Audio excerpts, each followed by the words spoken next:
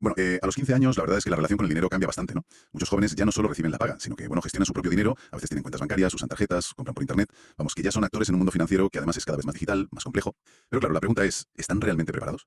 ¿Qué saben de verdad sobre cómo funciona el dinero, sobre presupuestos o sobre los riesgos que pueden encontrarse? Hoy vamos a meternos a fondo con un fuente de datos muy potente para intentar responder a esto. Los resultados de la evaluación específica de alfabetización financiera que hizo PISA en 2022.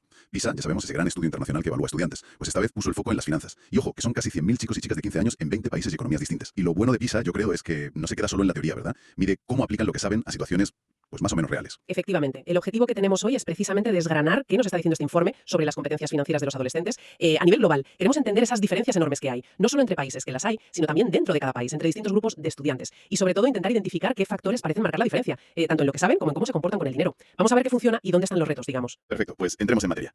A ver, ¿cuál es el panorama general? ¿Qué nivel tienen estos jóvenes de 15 años en finanzas? Pues como podíamos imaginar, el mapa es muy variado. Hay sitios que destacan, que están por encima de la media de la OCDE, la Organización para la Cooperación y el Desarrollo Económicos, que agrupa a muchas economías avanzadas. Hablamos de, por ejemplo, la Comunidad Flamenca de Bélgica, Dinamarca, Países Bajos, también las provincias canadienses que participaron, República Checa o Polonia. Aunque bueno, hay que decir, PISA sí que señala para algunos de estos sitios posibles sesgos por tasas de respuesta un poco bajas. O sea, que lo tenemos en cuenta. Vale, claro, hay que tomarlo con cierta cautela. Y en el otro lado, pues vemos países como Malasia o Arabia Saudí con puntuaciones promedio bastante más bajas. Para entender mejor estas diferencias, PISA clasifica a los estudiantes en 5 niveles de competencia. Llegar al nivel 5, que es el más alto, bueno, pues es algo que solo logra un 11% de media en los países OCDE. Son estudiantes que, en teoría, son capaces de analizar productos financieros complejos, entender conceptos como el riesgo diversificado y resolver problemas financieros que no son nada rutinarios. Vale, un 11%, es poquito. ¿Y qué pasa por abajo? Los que tienen más dificultades. Pues ahí la situación es, la verdad, bastante preocupante. De media, en la OCDE, un 18% de los estudiantes está por debajo del nivel 1. Esto significa que apenas pueden identificar productos financieros muy básicos o, por ejemplo, distinguir entre una necesidad y un deseo, algo fundamental. Y casi 1 de cada 5 no alcanza el nivel 2, que PISA considera que es el umbral básico de competencia financiera, el mínimo, digamos, para participar de forma más o menos segura y eficaz en la vida económica. Casi 1 de cada 5. Uf, es bastante gente. Y aquí viene una pregunta clave, creo yo. ¿Ser bueno en finanzas es simplemente ser bueno en matemáticas o leyendo? Porque intuitivamente uno pensaría que sí, ¿no? Claro, es lo primero que piensas. Y PISA confirma que hay una relación fuerte, sí. La correlación con matemáticas es alta, un 0,87 de media, y con lectura también, un 0,83. O sea que suelen ir de la mano. Pero, hay un pero. Sí, y es una de las sorpresas, yo diría, interesantes del informe. A pesar de esa correlación general, fíjate, casi la mitad, el 47% de los estudiantes que lo hacen bien en finanzas no están entre los mejores en matemáticas. Y un porcentaje incluso mayor, el 59%, no destaca especialmente en lectura. Ostras. O sea que no es lo mismo. Que saber de finanzas requiere algo más que, bueno, que sumar y comprender textos. Hay como un componente específico ahí. Unidos sus propios enfoques. Y si miramos cómo ha evolucionado esto en el tiempo, ¿hemos mejorado? Pues depende. El promedio de los países OCDE que se pueden comparar se ha mantenido bastante estable desde 2012. Aunque sí se ve una ligera mejora si comparamos con 2015. Pero vamos, no es un salto espectacular en promedio. Pero la foto cambia mucho si vamos país por país, ¿no? Me imagino. Así es. Ahí sí que hay historias muy diferentes. Italia, por ejemplo, muestra una mejora muy notable desde 2012. Ha ganado 17 puntos PISA, que no está nada mal. España y Estados Unidos también han mejorado respecto a 2015. Polonia, en cambio, tuvo una mejora inicial, pero luego cayó 14 puntos entre 2018 y 2022. Y Perú, por ejemplo, en ese mismo último periodo, mejoró 10 puntos. O sea que no hay una única tendencia global, ni mucho menos. Entendido. Vale, ya tenemos el panorama general y las tendencias. Vamos ahora a las brechas, a las desigualdades. ¿Quién sabe más y quién sabe menos? Me imagino que aquí el nivel socioeconómico tendrá mucho que decir. Es, sin ninguna duda, la brecha más profunda y más consistente que encuentra PISA. Se ve en prácticamente todos los países que han analizado. Los datos que da el informe son impactantes, la verdad. De media en la OCDE, los estudiantes del cuartil socioeconómico más alto, o sea, el 25% que viene de entornos familiares más favorecidos, sacan 87 puntos más que los del cuartil más bajo. El 25% más desfavorecido, 87 puntos. Es que eso es más de un nivel completo de diferencia en la escala PISA. Es muchísimo. Una barbaridad. Y en algunos países como Bulgaria, Hungría o Perú, esta diferencia incluso supera los 100 puntos. Es una distancia enorme, ¿sí? Pero, a ver, ¿cuánto explica esto? ¿Es solo una cuestión de venir de una familia con más recursos o más estudios? Bueno, el estatus socioeconómico y cultural explica una parte importante de la variación en el rendimiento, un 12% de media, que es similar a lo que explica en lectura, aunque un poco menos que en matemáticas, donde es un 15%. Pero esto también nos dice algo importante. El 88% restante depende de otros factores. O sea, que el entorno familiar es crucial, sí, pero no lo explica todo, ni de lejos. Vale. Y más allá del nivel socioeconómico, ¿qué otras desigualdades aparecen? Has mencionado antes, por ejemplo, entre chicos y chicas. ¿Hay diferencias claras? Y el patrón no es tan claro, no es universal. En algunos países, pues sí, como Austria, Costa Rica o Italia, los chicos tienden a puntuar un poco más alto en finanzas que las chicas. Pero en otros, como Bulgaria, Malasia o Noruega, ocurre justo lo contrario. Son las chicas las que sacan mejores notas.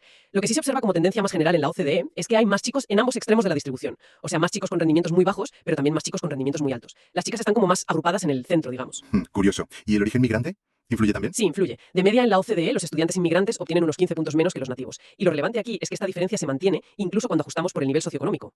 O sea que no es solo porque a lo mejor vengan de entornos más desfavorecidos. Exacto. Comparando estudiantes inmigrantes y nativos de entornos familiares similares, sigue habiendo una desventaja para los primeros. Esto sugiere que puede haber otras barreras, ¿no? Quizás lingüísticas, culturales o de acceso a ciertas redes de información. Entiendo. Y has mencionado también ajustar por nivel socioeconómico, que básicamente es intentar aislar el efecto de ser inmigrante de la pura situación económica, ¿no? ¿Pasa algo parecido si comparamos vivir en el campo o en la ciudad? Efectivamente, es la misma lógica. Y sí, pasa algo parecido. Los estudiantes de zonas rurales rinden, de media, en la OCDE, 19 puntos menos que los de ciudades. Y esto también es después de hacer ese ajuste por nivel socioeconómico. Y esta brecha entre el campo y las ciudades es especialmente grande en algunos países. En Hungría o en Emiratos Árabes Unidos, por ejemplo, la diferencia es mucho mayor. Llega a 62 y 76 puntos respectivamente. O sea que la geografía también marca diferencias importantes. Vale, queda claro que hay muchas brechas. La siguiente pregunta lógica es, ¿dónde y cómo aprenden los jóvenes sobre dinero? Empecemos por casa. ¿Se nota si en la familia se habla de estos temas? Pues parece que sí, que tiene un impacto positivo. Según los datos de PISA, los estudiantes que dicen hablar con sus padres sobre temas de dinero y gastos, semanal o mensualmente, obtienen de media unos 12 puntos más que los que nunca o casi nunca lo hacen. Y esto de nuevo es después de ajustar por otros factores como el nivel socioeconómico. O sea que esa comunicación familiar sobre finanzas parece que cuenta. Anda, y también la autonomía, ¿no? Leí en el informe que aquellos chicos y chicas que deciden por sí mismos cómo gastar su dinero rinden unos 30 puntos más de media. También ajustado. Sí, darles esa pequeña parcela de responsabilidad, esa experiencia práctica, aunque sea a pequeña escala, con su paga o lo que sea,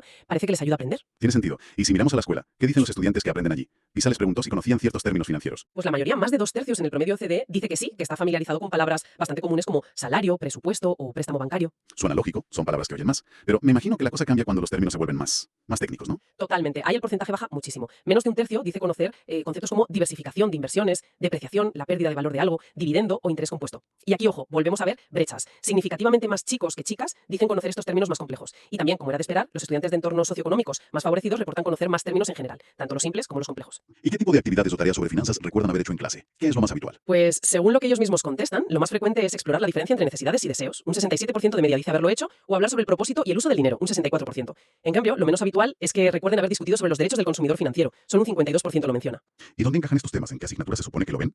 Pues no sorprende que la respuesta más común sea matemáticas. Un 44% de media lo asocia a las mates. Pero también se mencionan bastante otras como ciencias sociales, ciudadanía, economía o asignaturas relacionadas con empresa y negocios. Cada una de estas la menciona alrededor de un tercio de los estudiantes. Y luego también cuentan las actividades extracurriculares, un 24% las menciona, o charlas puntuales que les dan expertos externos, un 18%. Vale, y ahora llegamos a una parte que a mí me pareció muy intrigante cuando leía el informe y que invita a darle una vuelta. ¿Cuál es la relación real entre haber visto estos temas en la escuela y el rendimiento que luego demuestran en la prueba PISA? Porque aquí los resultados no son tan directos como uno esperaría. Efectivamente, aquí la cosa se complica un poco. ¿Ah, sí? ¿Qué es lo que encuentran?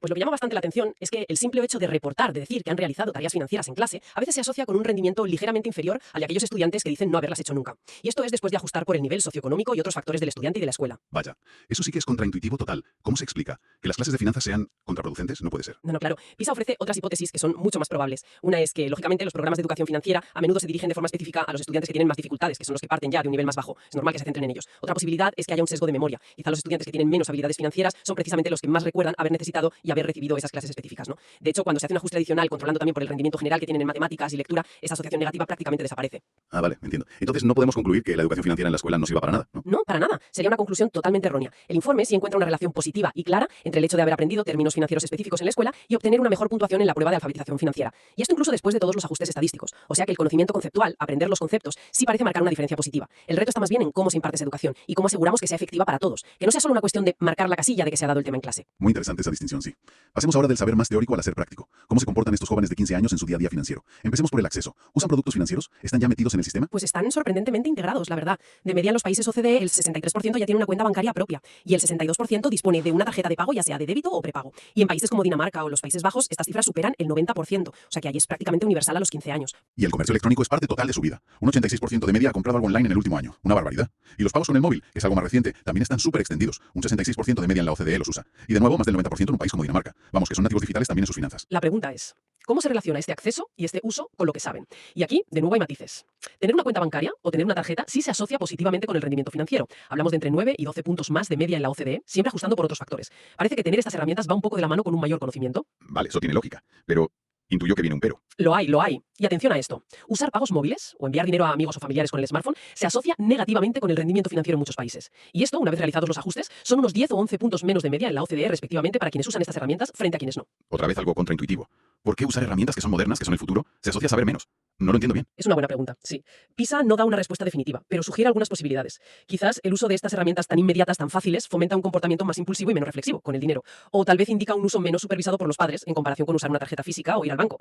Y esto nos lleva a pensar en algo más amplio. La simple adopción de la tecnología financiera no garantiza automáticamente que se entienda mejor el dinero o que se maneje de forma más prudente. A veces la conveniencia puede ir por delante de la competencia real. Interesante reflexión. Hablemos ahora de sus ingresos. ¿De dónde consiguen el dinero estos chicos y chicas? Lo más habitual, según PISA, sigue siendo la paga periódica, ¿no? La que les dan los padres, a veces ligada a tareas, a veces no. Y los regalos regalos. Sí, eso es lo más común. Obtener dinero trabajando es menos frecuente, aunque tampoco es raro, ¿eh? Un 44% de media en la OCDE dice haber tenido algún trabajo fuera de casa, tipo de verano a tiempo parcial, un 34% ha hecho trabajos más ocasionales, como cuidar niños, mascotas, ayudar en el jardín, y un 26% ha trabajado en un negocio familiar. Y aquí también veíamos diferencias de género antes, ¿verdad? Sí, de media hay más chicos que chicas reportan haber obtenido ingresos por trabajar, en todas las categorías, fuera de casa, ocasional, familiar. Mientras que, en algunos países, más chicas que chicos dicen recibir pagas sin tareas asignadas o dinero como regalo. Vale. ¿Y cómo influyen estas diferentes fuentes de ingresos en su nivel de alfabetización financiera? ¿Se asocia de alguna manera? Pues mira, recibir dinero como recompensa por sacar buenas notas o como regalo se asocia positivamente con el rendimiento financiero, tras ajustar por otros factores. La paga sin tareas tiene resultados mixtos, no está tan claro. Pero, y aquí tenemos otra de esas sorpresas del informe. A ver. Recibir dinero por trabajar, ya sea un trabajo más formal, informal o en el negocio familiar o por vender cosas online o en persona, se asocia negativamente con el rendimiento financiero después de ajustar. Otra vez negativo. Pero si están trabajando. Parece que trabajar por dinero se relaciona con saber menos de finanzas. ¿Cómo puede ser esto? Suena muy raro. Ya, suena raro a primera vista. De nuevo, hay que interpretarlo con cautela. PISA sugiere que esto podría estar más relacionado con la habilidad académica general.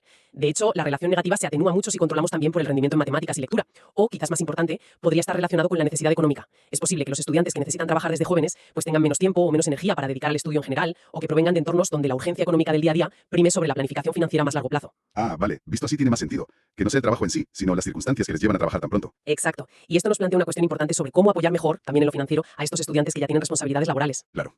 Veamos ahora sus hábitos de gasto. ¿Son compradores impulsivos o más bien reflexivos? El informe dice que la mayoría, un 74% de media, compra precios antes de comprar algo importante. Eso suena bastante responsable, ¿no? Sí, ese dato es positivo, pero por otro lado, un 60% admite comprar a veces cosas que en realidad no necesita solo porque sus amigos las tienen. O sea que la presión del grupo de pares es un factor muy real en sus decisiones de consumo. La influencia de los amigos, claro. ¿Y cómo se relaciona todo esto con lo que saben de finanzas? Pues aquí la conexión es bastante directa y, la verdad, bastante esperable. Los comportamientos que consideramos más responsables, como comprobar el cambio que te dan, comparar precios antes de comprar, esperar y ahorrar para comprar algo que quieres, se asocian claramente con un mayor rendimiento financiero. Y a la inversa, los estudiantes que sacan puntuaciones más altas son menos propensos a decir que gastan más de lo que tenían previsto o que se dejan influir fácilmente por lo que compran sus amigos. Parece que saber más sí va de la mano de actuar con un poco más de prudencia. Vale, eso cuadra. ¿Y qué hay del ahorro? ¿Son más bien hormiguitas o cigarras? Pues sorprendentemente, hormiguitas, al menos en intención y en acción básica. Un impresionante 93% de media en la OCDE dice haber ahorrado algo de dinero en el último año. Casi todos. Eso sí, la forma más común de hacerlo es guardándolo en casa, en una hucha o similar. Un 88% lo hace así. Es mucho menos frecuente que lo ingresen en una cuenta de ahorros específica en un banco. Solo un 51% lo hace. ¿Y ahorran con un objetivo en mente? ¿Piensan a futuro o es solo guardar por guardar? Pues la mayoría dice que sí tiene objetivos. Un 73% afirma tener metas de ahorro para cosas concretas que quieren comprar o hacer. Y un 74% se considera capaz de esforzarse y esperar para conseguir objetivos a largo plazo. Son actitudes bastante positivas hacia el ahorro y la planificación. Y estas actitudes, como era de esperar, también están claramente asociadas a un mejor rendimiento en la prueba de PISA. Quien tiene mentalidad de ahorro suele saber más. Muy bien, pues hemos visto lo que saben, dónde aprenden, cómo se comportan, pero nos queda un punto que a mí me parece fundamental y que el informe destaca muchísimo. La diferencia entre lo que creen que saben y lo que realmente saben. El tema de la confianza. PISA les preguntó directamente cuán seguros se sentían manejando sus asuntos de dinero. El resultado. Pues un altísimo 80% de media en los países OCDE se sienten seguro o muy seguro manejando su dinero. Se ven capaces, vamos. Un 80%. Pero aquí viene lo realmente impactante, ¿no? Que contrasta con lo que hemos visto antes. Exacto. Lo más llamativo, lo que de verdad te hace pensar, es que incluso el 64% de los estudiantes que obtuvieron un rendimiento bajo en la prueba, nivel 1 o inferior, también se sienten seguros manejando su dinero. Hay una desconexión muy importante entre la confianza que expresan y las habilidades reales que demuestran tener en la evaluación. O sea que muchos que saben poco creen que saben bastante. Eso parece. Aunque, por otro lado, como bien dices, sí existe una correlación positiva general. Quienes se sienten más seguros tienden, de media, a rendir mejor. Pero el gran problema es esa bolsa enorme de estudiantes, casi 2/3 de los de bajo rendimiento, que tienen conocimientos financieros muy básicos, pero sin embargo tienen una autopercepción de competencia bastante alta. Ahí está la clave, yo creo. El peligro de la sobreconfianza. Sin duda. Claro, porque si uno cree que sabe más de lo que realmente sabe, es mucho más vulnerable, ¿no? Es más fácil que tome decisiones financieras arriesgadas, que no reconozca una estafa cuando la ve, que se meta en deudas sin entender bien las consecuencias. Precisamente. Este hallazgo sobre la sobreconfianza es quizá uno de los más relevantes para la práctica, para la educación. Sugiere que una educación financiera eficaz no puede limitarse a transmitir conocimientos y habilidades. Tiene que abordar también las actitudes y, fundamentalmente, ayudar a los jóvenes a calibrar de forma más realista su propia competencia. Fomentar la prudencia y la conciencia de lo que uno no sabe es tan importante como enseñar los conceptos. Totalmente de acuerdo. Entonces, si tuviéramos que resumir lo esencial de este análisis del PISA 2022 sobre alfabetización financiera juvenil, ¿qué diríamos? Pues que los jóvenes de 15 años ya son parte activa del mundo financiero, sí, pero llegan con un equipaje de conocimientos y habilidades muy desigual. Las diferencias socioeconómicas crean brechas enormes y muy persistentes, y otros factores como el género, ser inmigrante o vivir en una zona rural también influyen de forma significativa. Exacto. Aprenden sobre dinero tanto en casa como en la escuela. La comunicación con los padres y tener cierta autonomía gestionando su propio dinero parecen ser factores positivos. La educación que reciben en la escuela muestra resultados complejos. Aprender términos financieros específicos sí parece ayudar claramente, pero la simple exposición a actividades financieras generales no garantiza automáticamente mejores resultados si no tenemos en cuenta otros factores como el punto de partida del estudiante. Por otro lado, los comportamientos que consideramos responsables, comparar precios, ahorrar para un objetivo y las actitudes prudentes sí están claramente ligadas a un mejor rendimiento financiero. Pero, y este es el gran pero, esa sobreconfianza que se detecta en muchos estudiantes, especialmente entre los de menor rendimiento, es una señal de alerta muy importante, un riesgo real. Entonces, ¿qué conclusión sacamos de todo esto? ¿Con qué nos quedamos? Pues a mí me deja una reflexión final que me parece crucial, la verdad. Si vemos que la mera exposición a temas financieros en clase no siempre se traduce en mejores resultados una vez que controlamos factores clave como el entorno familiar o las habilidades generales en mates y lectura, y si además existe ese riesgo tan claro de sobreconfianza, de creer que se sabe más de lo que se sabe, ¿cómo podemos diseñar programas de educación financiera que sean realmente efectivos para todos? ¿Cómo podemos llegar de verdad a los estudiantes más vulnerables, a los que parten con desventaja, y al mismo tiempo ayudar a todos, a desarrollar no solo conocimientos, sino también una autoconciencia realista de sus capacidades y, sobre todo, una actitud prudente ante el dinero? Ese parece ser el gran desafío que nos deja PISA sobre la mesa.